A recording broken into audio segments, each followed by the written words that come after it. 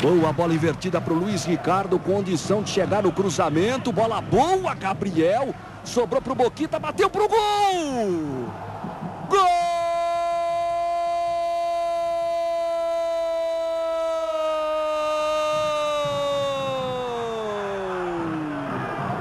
É de Boquita, é da Portuguesa! Chegou fazendo o cruzamento, bola para o Felipe. Vai sobrando no João Paulo, cabe o chute cruzado, o Everton.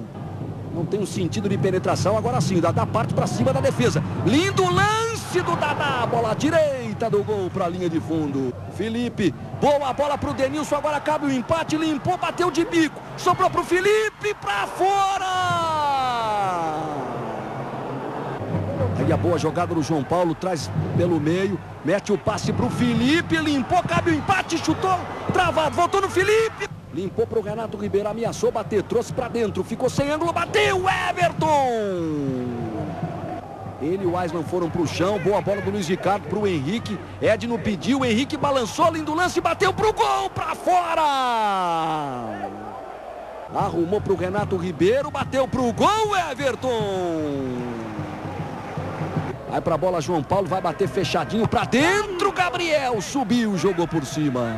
Cobrança da falta, o Rodrigo Paulista bateu um desvio, sobrou pro chute do gol do Ailson, uma bomba do zagueiro, capitão do Guarani. Edno passou, Marcelo Cordeiro, bola pro Júnior Timbó, o Ivo tá livre, Júnior entrou, lindo lance, bateu! Gol!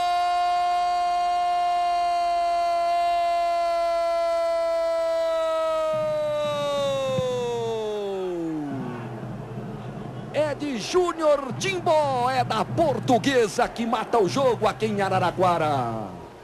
Portuguesa mata o jogo, mas o Guarani dominou boa parte da partida, hein? Principalmente na parte final, ali estava atacando, tudo indicava que o Guarani fosse conseguir o empate, a Portuguesa foi lá e fez o segundo.